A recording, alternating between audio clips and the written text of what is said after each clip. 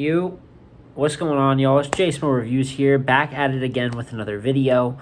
This time we got a Book'em episode, listing out the top 5 best future matchups for a battler and a little more. I got some honorable mentions this time around, as we are doing a Book'em for Eazy The Block Captain. Incredible standout performance on Gnome. Continuing this historical run, I'm hearing some people throw around one of the best runs in battle rap history. From a clear win percentage standpoint, I think it's definitely up there. Doing a lot of incredible work. And I just wanted to, spot in. There's been some talk. I know that Eazy himself came out and talked about some of the battles that he wanted going forward. So I thought I'd get my personal list, some of the better style clashes. There is going to be some repeat names. The order might be a little mixed up. But overall, just to go over, we got this new superstar looking like a generational talent. And where do we go from here with this guy? So I'm going to do a top 5 of the matchups that I think work out best for him. And I'm also going to quickly here name some honorable mentions, ones that I don't see happening in the soon future, but I would like to see. I think in the next 2 or 3 years would be great to go down. I know he battles a limited amount of times. And just go over what we could see from Eazy matchup-wise from here on out. So without further ado, let me hop into some of these honorable mentions. So to start out here with just some of the honorable mentions, the first one, which I already know is going to have some people a little bit off, is Murda Mook.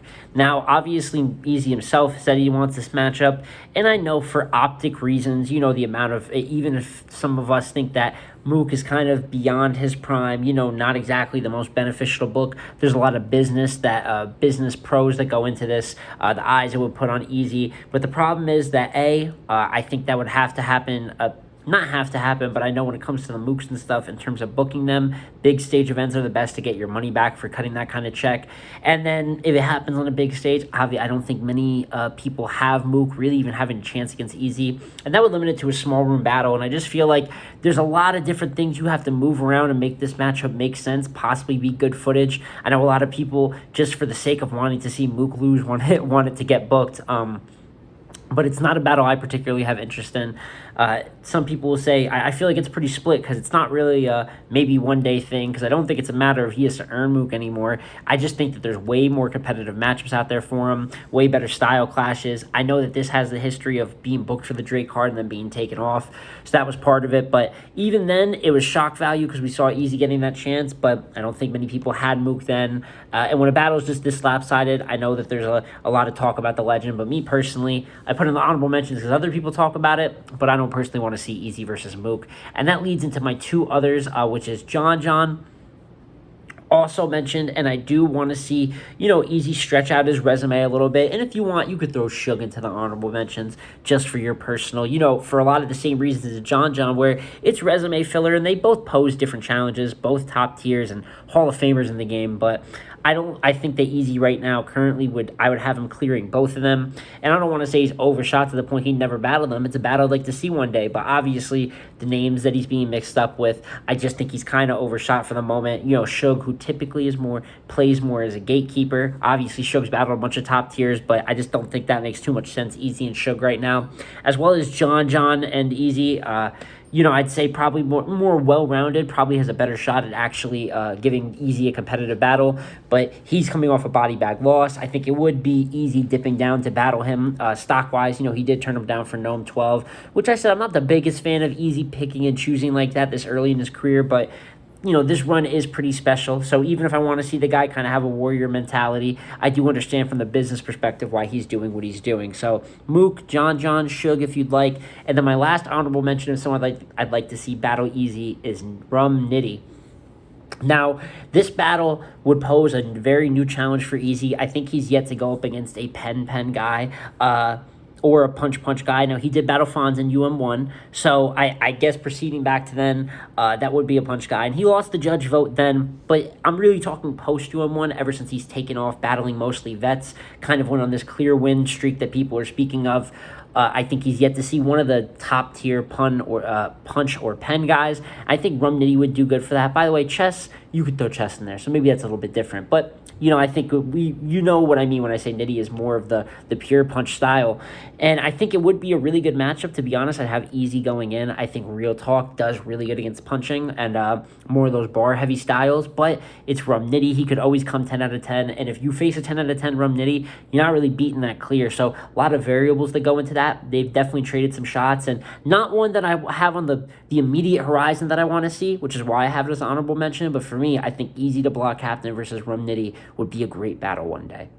And with the honorable mentions out the way, we can now get into the top 5. Like I said, those matchups, for a variety of reasons, either I don't want to see, I think could just happen at a later time, or better off happening at a later time. It seems like the guys that Eazy probably is planned to battle, 2 or 3 of these guys, is, pretty set up where I could see it happening almost guaranteed within the next 6 months to a year. But to start off at the number 5 slot, I have DNA.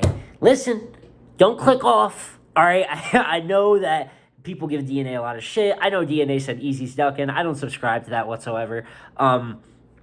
So I know that there's a lot of funniness and silliness kind of surrounding the dialogue of this battle, but there was talks at one point to possibly have Eazy versus DNA. I forgot what card it was on, but they were talking about maybe 2 or 3 weeks notice, maybe been the Drake card for Eazy's replacement. I'm not 100% sure, but for Mook's replacement, my apologies, but I am interested in this matchup.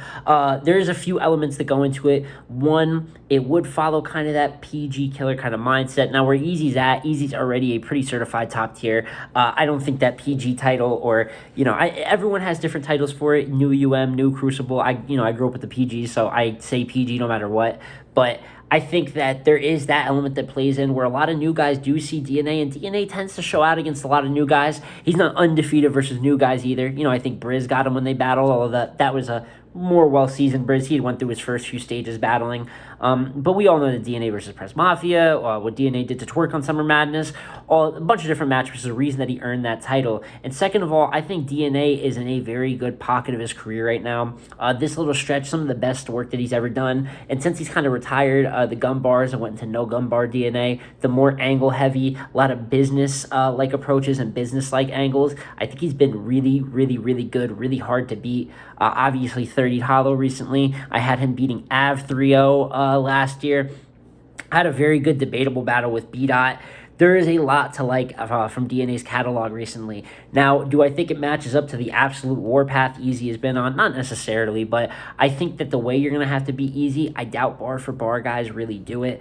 It's just so much substance. It would be hard for me to see in someone, but he did lose a judge battle of Fonz, but people even get mad about that result. So I think it is going to take another angle, another guy to go substance to substance with him. I don't know if it's going to be possible to really out-counter-right Eazy. He seems to just really pick good topics to counter-right on and kind of diffuse a lot of what his opponent does. But DNA has been as bad as elite as an angler as you can be the last year or two. And I know there's jokes around the battle. It probably won't happen in the immediate future, but I do personally think that DNA does have a chance to beat Eazy. And at the number 5 spot, I want to see DNA versus Eazy. And that moves me to my number 4 spot, which surprisingly I won't speak as much on this matchup, but that is Geechee versus Eazy.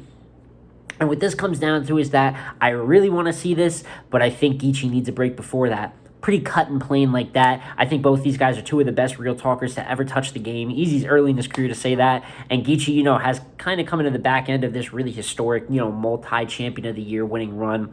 There's been a lot of back and forth with this battle, talk about a new card. I don't see it being booked in the soon future, even though Eazy and Geechee have both mentioned it, but I would like to see Geechee take a little 5 or 6 month rest. We can see there's a little bit of fatigue, even though I did have him beating Hollow. Clearly, there is some stuttering, a little bit of, it looks like lackadaisical performance from him, so I want to see this at Geechee as he's charged up. We know that that'll give Eazy prep as well, and that gives you one of the best possible battles. I think this could end up being one of the best matchups Eazy has, like top 2, top 3, but I'm just ready to see Geechee take a rest before we get into that. So I have DNA at 5, and I have Geechee Gotti at 4. And with those being covered, we can now move into the top 3 here. And at 3, I have Eazy going against one of his other, Gun Titles brothers, Sue Surf. A battle, now Surf has kind of called out Eazy in a way, and I would say I'm skeptical of seeing inter-team matchups, and the way inter-team matchups play out is usually one of 2 different ways, in my opinion. They either have a friendship battle, I believe Polo called it a friendship battle on the Champion of the Year panel between, it was Holmesy and Bill Collector, and it's a funny term, but it does feel that way sometimes with inter-crew battles. You do get 2 guys that aren't really trying to kill each other, but I think that people get worried about that because that seems like the obvious outcome when 2 guys that like each other battle. But a lot of times you do end up getting some goodies. even when guys are tight friends, you look at, I'll give a bunch of random examples. T-Top versus Briz on UFF, very good battle. All the Writer's Block Chronicles, I think all those bar for bar guys really did great against each other. Chilla, Danny, JC and Chilla, even though it's probably before Writer's Block was formed. But I don't think I have to speak, JC, Big Cannon. There's a lot of inner Writer's Block battles that work out well. And also Eazy versus Chess. Now, I know that Eazy wasn't down with gun titles technically until after that battle, but I feel like they were already cool beforehand, and that's one of the best battles of all time, in my opinion, the best battle in Summer Madness history. So I'm not too worried about the inner friendship battle, and I think it'll be great. They're both on two of the better parts of their career. Obviously, Eazy early in his career with this run, and then Sue Surf coming off 4 straight clear wins. Might be the first time ever he's been on a 4-battle clear winning streak. So this second win for Surf in his career has been dope. And I think there's a lot of energy that would go into that. I know there's people who are gonna get up and with the gun title stuff, it's tough because people hate all the time. People overlove it and overstand it. So with the gun title stuff, it can get a little bit weird to talk about. So divided, but I think their energy would be great, catching them both in a pocket. I think they both want to put on for the betterment of their brand, and that would lead to a very competitive battle. Not even 100% sure who I'd have. Would depend on setting. Big stage is such a toss-up the way Surf has been up there, but it's hard for me to bet against Eazy either on this streak. So number 3, for the fact that I can't even fully predict a winner, I have Sue Surf as the 3rd best matchup for Eazy, and now we get into the top 2. And for number 2, one that I'm excited to see, and I know it's starting to, as people start to ask who's going to be Eazy, you see this name thrown around, see this name coming up now is Charlie Clips. Now, I don't see Charlie Clips versus Eazy getting booked too soon in the future, but I am looking forward to that battle. I think it's inevitable that it's going to happen one day. With the run Eazy's on, unless someone is able to park that momentum earlier, it could get to the point where people turn to Old Reliable, and we look to hopefully get 100% prepared Clips, and we know that Clips really operates sometimes outside the rules of battle rap. He has the best crowd control in the history of battle rap and presence. And a lot of people think that on camera he doesn't translate as well, more the simple bars, but A, I think a lot of times he does. It's a little overblown. And B, even though a lot of his stuff is very simplistic, like I said, his crowd control, his showmanship, the way he's able to control a big room, in my opinion, it's really one of one. And I just think this would be a great matchup. I think it's one of the few matchups that you could debate could give Eazy some problems, possibly diffuse some of what Eazy does up there. The way Clips is able to weaponize comedy, kind of make your round look like haha, whatever, and then turn that into some big haymaker against it. For those of you that kind of get that talk, that was broad, but what Clips is able to do on a strategic level is just special. I think it would be great. I think it would bring the best at bring the best out of Eazy, and that's why I have Charlie Clips as the 2nd best matchup that I would love to see Eazy take, anywhere here in the next year. And of course, that leaves us with the number 1 battle. Who do I think Eazy should see next? What do I think is the next best matchup for Eazy the Block Captain? And I feel like all of us damn near have the same answer at this point. It's unanimous. Eazy versus Calico. I am looking forward to this fucking battle, man. Rumored to be going down in the Philly card, or at least talked about. After all this, I'd just be blown away if it's not already booked or if it's 100% secured. But Eazy versus Calico is a battle that matters. The realist of the real talk versus the realist of the real talk. A little bit of regional beef. Not that Detroit and Philly have any issues, but they rap. There's very distinct sounds to the way they rap, and seeing that combined, there's so many different reasons why I think this is going to be a battle of the year candidate if and when it goes down this year. And personally for me, this is just that shit that I like to hear. I love the street talk. Both these guys have very good imagery, very good at taking more complex subjects and breaking it down to digestible and making their material relatable. For both of these guys, something so special about both of their styles is you can feel what they rap sometimes. For those of you that have either been through it, sometimes it's not always just street related. There's a little bit of real life anecdotes that they drop in there that even, someone like me that's not from the streets, but has, already a pretty general understanding, can just relate to it on a life matter. So there's so many different reasons why this battle is going to be great. And Cal wanting to take Eazy in Philly is kind of crazy. And it makes you think that he has to have some type of plan. We know that Cal doesn't really take battles unless he has an approach. He's a big approach-based guy, just like Eazy.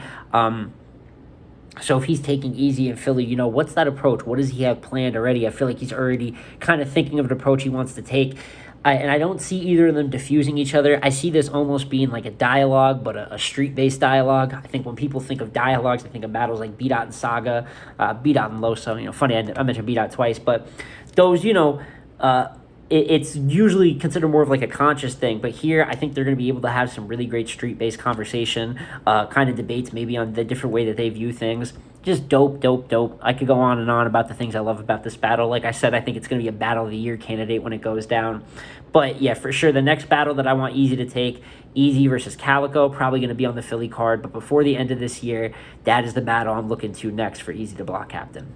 And that will do it here for my Eazy The Block Captain book 'em. You guys let me know, what matchups do you want to see for Eazy next? I feel like, this is kind of a topic that goes through the news cycle. It feels like almost every week he's popping so much right now. So I don't want to oversaturate anyone with, any content that we're already getting all around the culture from a million different locations.